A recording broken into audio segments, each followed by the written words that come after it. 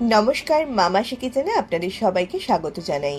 আজকের রান্নাটা বরাবরই আমাদের বাড়িতে খুব হয়। গরমের দিনে যখন মুখে কিছুই রোচে না, তখন এই মাছের ঝোলটা কিন্তু খুব তৃপ্তি করে খাওয়া যায়। আর সেই জন্যই আজকে আপনাদের সঙ্গেও এই রেসিপিটা শেয়ার করছি। রান্নাটা দেখতে সাধারণ ঝিঙের ঝোলের মতো লাগলেও এই রান্নাটায় কিন্তু একটা টুইস্ট আছে, যেটা ঝোলের স্বাদ দ্বিগুণ বাড়িয়ে দেয়। আর সেটা জানতে ভিডিওটা অবশ্যই কিন্তু শেষ অবধি দেখতে হবে। রান্নাটা করার জন্য সবার প্রথমে সবজি কেটে নেব। সবজি বলতে আলু আর ঝিঙে। বড় আলু হলে একটা আলু, আর ছোট আলু হলে দুটো আলু আর দুটো ঝিঙে। প্রথমে আলুগুলোর খোসাটা ছাড়িয়ে আলুগুলোকে লম্বা লম্বা করে কেটে নেব। কাটা হয়ে গেলে আলুগুলোকে একটু জলে ভিজিয়ে দেবো, আর পরে একটু রোগড়ে ধুয়েও নেব, যাতে আলুর স্টার্চ খানিকটা ধুয়ে চলে যায়। এবার ঝিঙেগুলোকেও কেটে নেব। ঝিঙেগুলোর আগার আর গোড়ার দিকে একটু একটু ফেলে দিয়ে খোসাটা ছাড়িয়ে নিয়ে টুকরো করে কেটে নেব।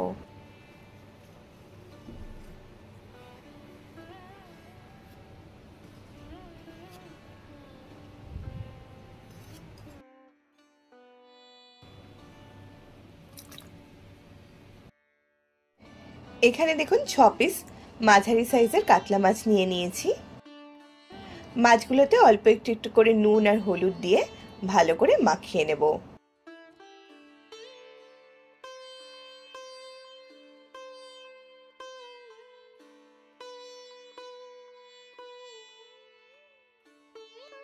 মাখানো হয়ে গেলে 10 মিনিট মতো একটু রেখে দেবো, যাতে মাছটা ম্যারিনেশনটা একটু অ্যাবজর্ব করে নিতে পারে।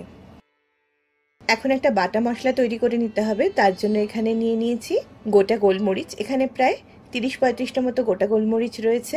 আপনারা ওই 1 টেবিল চামচ হিসেবে নিতে পারেন। 1 চা চামচ জিরে আর 1 ইঞ্চি মতো আদা। এখানে আদাটা একটু বেশি আছে, আপনারা একটু কম নেবেন। এবার এগুলোকে আমরা শিলে বেটে নেব। তবে আপনারা চাইলে মিক্সিতে বেটে নিতেই পারেন, তবে শিলে বাটা মশলার স্বাদটাই আলাদা।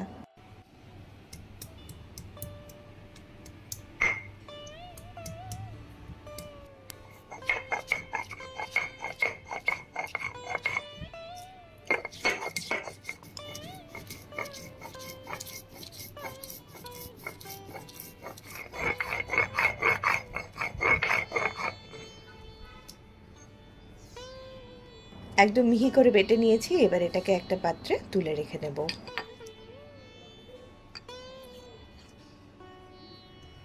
প্যানে বা কড়াইতে 1 টেবিল চামচ সর্ষের তেল গরম করে নেব।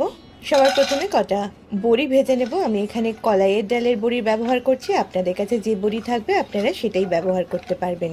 বড়িগুলোকে একটু ভালো করে ভেজে নিতে হবে। ভাজা হয়ে গেলে একটা পাত্রে তুলে রেখে দেব। এবার তেলের উপর দিয়ে দেব একটু নুন। নুনটা দিলাম যাতে তেলটা না ছিটকায়। আর এরপর মাছগুলো ভাজার জন্য দিয়ে দেব। মাছের দুটো পিঠই ভালো করে ভেজে নেব। আপনারা যে যেরকম মাছ ভাজা পছন্দ করেন সেভাবে হালকা বা কড়া করে ভেজে নিতে পারবেন। তবে এই ঝোলে খুব বেশি কড়া ভাজা মাছ ভালো লাগবে না।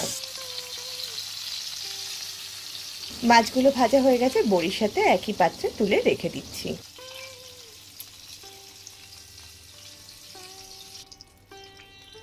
এবার কড়াইতে আধা চা চামচ জিরে দিয়ে একটু ভেজে নিয়ে কেটে রাখা আলুগুলো দিয়ে দেব। আলুগুলোকে একটু সময় নিয়ে 3-4 মিনিট ভেজে নেব। আলুগুলো হালকা ভাজা হয়ে গেলে ঝিঙেগুলোও দিয়ে দেব। ঝিঙেগুলো দিয়ে আলু আর ঝিঙে একসঙ্গে ভালো করে ভাজবো। সবজি একটু ভেজে না নিলে স্বাদ ভালো হয় না, তাই একটু ভালো করে ভেজে নেব। এখানে বলি, আমাদের রেসিপিগুলো যদি আপনাদের ভালো লাগে তাহলে এরকম ভালো ভালো রেসিপি পেতে আমাদের চ্যানেলটা অবশ্যই সাবস্ক্রাইব করে নিন, আর তার সাথে লাইক আর শেয়ারও অবশ্যই করুন। আর পাশে থাকা বেল আইকনটাও অবশ্যই প্রেস করে দেবেন, যাতে আমাদের আপলোড করা প্রত্যেকটি ভিডিও নোটিফিকেশন আপনাদের কাছে পৌঁছে যায়। আর আপনারা যদি আমাদেরকে ফেসবুক থেকে দেখেন তাহলে আমাদের পেজটা অবশ্যই ফলো করুন। এদিকে নুনটাও কিন্তু দেওয়া হয়ে গেছে। এই সময় স্বাদ মতো নুনটাও দিয়ে দিতে হবে।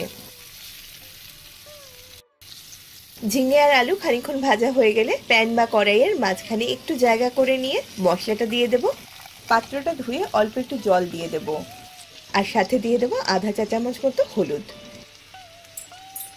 হলুদ গুঁড়ো আর মশলাটা সবজির সঙ্গে ভালো করে মিশিয়ে নিয়ে একটু কষিয়ে নেব, যাতে মশলার কাঁচা ভাবটা চলে যায়।